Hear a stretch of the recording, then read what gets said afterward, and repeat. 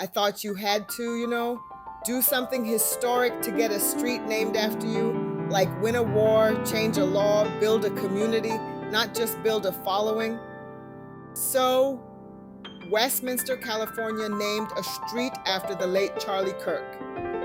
Not after educators, not after veterans, not after community leaders who helped build that city, a street leading to the Civic Center in a city that is over 40% Vietnamese American. And at first glance, that might not seem like a big deal. Cities rename streets all the time. They honor people. They recognize influence. They make symbolic decisions that most people drive past without ever thinking twice. But this one is different because public naming is never just about recognition. It is about meaning. It is about memory. And most importantly, it is about power. Power over what is remembered. Power over what is normalized. Power over what future generations will grow up seeing as part of the natural landscape of their world. So, before we go any further, we have to ask a very simple question. Who is being honored and why? Charlie Kirk was not a modern political commentator. This hateful man, racist man who wanted an all-white America was the founder of Turning Point USA. And over the last several years, he has built a national platform around positions that are deeply polarizing, particularly on issues of race, immigration, and higher education. He has criticized diversity initiatives. He has taken strong stances on immigration policy. He has positioned himself as a defender of a particular vision of American identity, one that many people support and many others strongly reject. And that's exactly the point. This is not about agreement or disagreement.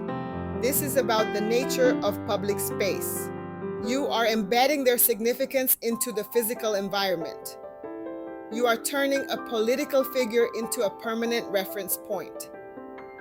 And that changes the function of that space. Public spaces are supposed to belong to everyone. Because when you take someone who is actively shaping political discourse and you place their name on public infrastructure, you are doing more than honoring them. And when those spaces begin to reflect the ideology of a specific political movement, they stop feeling shared. They start feeling claimed. Now, if that sounds abstract, let's ground it in history. After the Civil War, the Confederacy lost militarily. But in the decades that followed, something else happened. Public memory was reconstructed. Across the South, statues began to appear. Streets were renamed, schools were dedicated. Not immediately after the war, but decades later. During moments of social tension, during the rise of segregation, during periods when power was being renegotiated. Robert E. Lee, Stonewall Jackson, Jefferson Davis, these were not neutral choices. They were acts of public memory construction. They sent a message about who held power, who was centered, and who was expected to remain on the margins. That is what public naming has always been. Not just recognition, but reinforcement. Now bring that understanding back to Westminster, California, Little Saigon, one of the largest Vietnamese American communities in the world. This is a community shaped by displacement, survival, and rebuilding. People who fled war, who left everything behind, who crossed oceans to start over. People who built businesses, neighborhoods, and a cultural identity from nothing.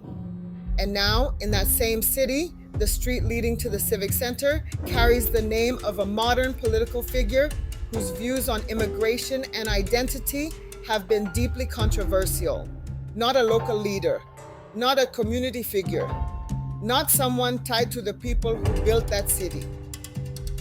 That contrast matters because meaning does not require intention. Meaning exists in context, and context is everything. When concerns were raised, the response from leadership was simple. I don't look at it that way. And on the surface, that might sound like neutrality. But neutrality in situations like this does not remove meaning. It avoids engaging with it. Public honors are never neutral. They reflect decisions. They reflect priorities. They reflect what a governing body is willing to stand behind, publicly and permanently. And when those decisions are framed as apolitical, it doesn't take politics out of the equation. It removes the space for accountability. And that is where this becomes bigger than one street. Because every day people move through that space. Children walking to school, families going about their lives, community members interacting with their city. And over time, the name becomes normal. It becomes part of the environment, unquestioned, unchallenged, unexamined. And that is how public memory works, not through force, but through familiarity, through repetition, through quiet permanence, until one day it no longer feels like a decision. It just feels like the way things are. Public space is not decoration, it is narrative. And when a city places a modern, polarizing political figure into that narrative, it is making a statement about what belongs there. That is the burden of history. Not just the past we inherit, but the present we construct. The choices we make right now that future generations will have to live inside of. This is Burden of History with Dr. Rose, where we don't just tell stories, we examine the weight they leave behind.